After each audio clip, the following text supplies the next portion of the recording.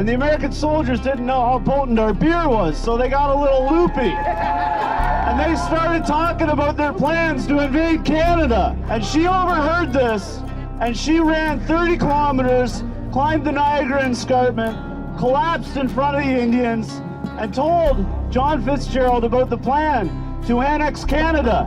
And she stopped it. All the Indians, all the troops, all the settlers, everyone bound together, and we pushed back the Americans. They let us alone. It breaks my heart to think that all that she did is for nothing. Right. Only for Canada to get annexed 200 years later, and we can't let that happen. You need to get out there, you need to tell your friends, you need to tell your family, we need to stop this SPP.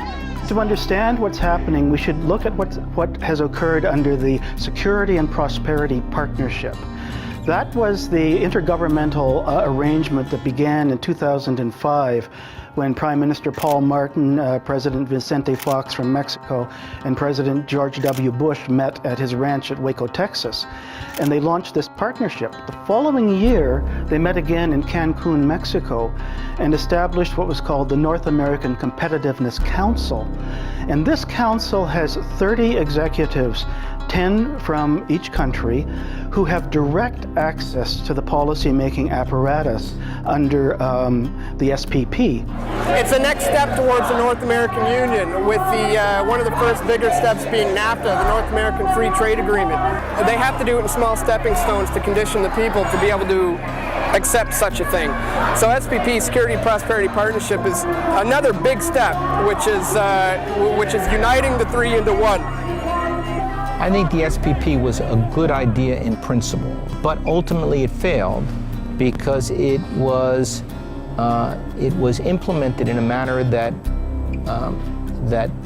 closed it off to public scrutiny. And the only people who were invited into the room were the largest CEOs of the largest businesses in the three countries. And each working group covers every single area of North American society, and it basically says we're going to set the rules for each area of society across North America, irrespective of what the people in the countries want. What are your thoughts on the SPP, its penchant for secrecy and the lack of democratic process? This is the leaders' initiative, the Security and Prosperity Partnership? Yeah, the Security and Prosperity Partnership.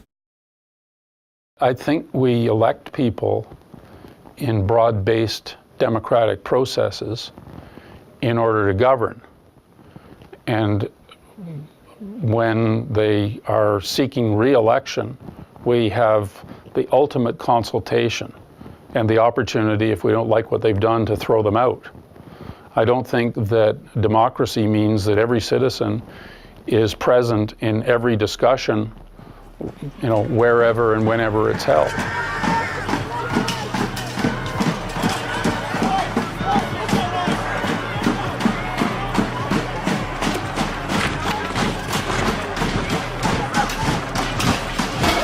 This is the destruction of Canada, what's going on right now. Look behind me. This is the end of it. The end of our sovereignty is what's happening.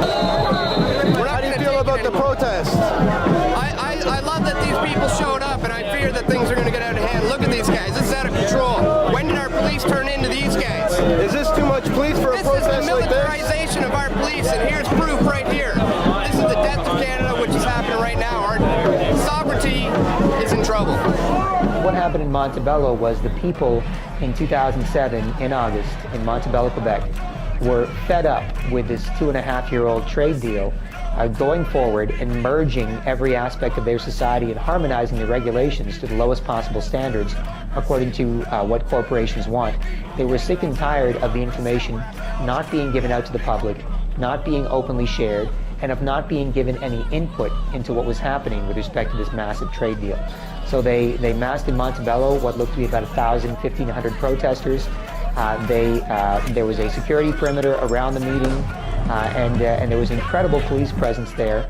And at one point, the police were even caught infiltrating the protest by 3 giant, muscle-bound, supposedly anarchists, wearing masks and holding rocks. Were threatening to throw the rocks at the police. No! Put the rock down, man! a union leader stepped up and said, take off your masks, put down those rocks, you're not with us. You're a fucking cop, the three of you! Go on, it's our line! These three guys are cops, everybody! Eventually they ripped the masks off the guys, and the guys dove behind the police line. And that was all. It was caught on tape. It was exposed. They were exposed as infiltrators because they were wearing the same boots as the officers who arrested them. Plus, of course, who dives behind a police line for protection if you're a protester? It's something that most protesters would be scared to do, to dive into a bunch of police who are there, menacingly, staring at them. As we confirmed yesterday, the three people in question were indeed suited Quebec police officers performing their duties. And what that shows is the fascist lengths which the Canadian government will go to protect the information about this trade deal. In 2005, when you signed the Security and Prosperity Partnership, were you aware at that time of any plans to integrate the countries of Canada, US, and Mexico into a North American community similar to a European Union?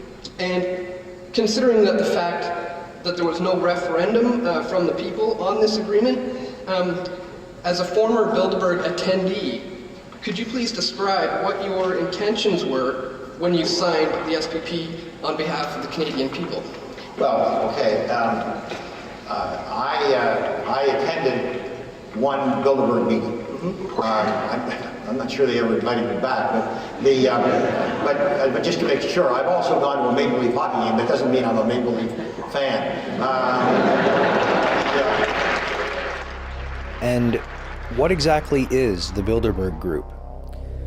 Well, it's a group of probably around 125 to 130 people that meet every year, heads of state, presidents, prime ministers, the heads of the Federal Reserve and Bank of Canada, and multinational corporations like British Petroleum and Coca-Cola, and heads of media, and all these really influential people who hold a lot of weight and have the ability to affect change in the world. That's who meets at the Bilderberg meetings every year. The name itself, they don't even technically have a name. Bilderberg is the name of the hotel where they first met back in 1954. I believe the meeting was first organized by Prince Bernhard of the Netherlands. And they've been meeting every year since then to, I guess, stage manage as best they can world events and further control the world's resources. So they've tried to remain secret for a long, long time, and it's only recently that the general population is starting to become aware of the Bilderberg Group. I mean, people at G8 summits, people think, well, there's a lot of power, there's a lot of influence right there to affect change, and look at the protests that show up to G8 meetings. The people at Bilderberg have way more power and influence than anyone at G8 meetings, yet there's a media blackout. So right away I have to ask myself, well, why is that? Why isn't anybody covering this? These guys are bigger than G8 guys. In 1996, you were at a Bilderberg meeting, and also there was Jean Chrétien and Paul Martin. I don't know if I was at that meeting. I've only been to a few of them.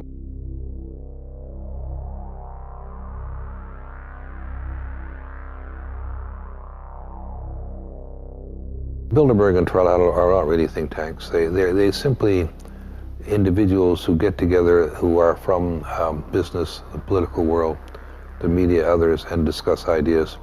And they influence each other through that. I think the overall objectives of the Bilderberg Group have been to unite various areas of the world in order to set up the New World Order, the one world government. They're the ones who are responsible for the formation of the European Union, which really didn't happen that long ago. It was set in place maybe 8 or 9 years ago. So those are the guys who have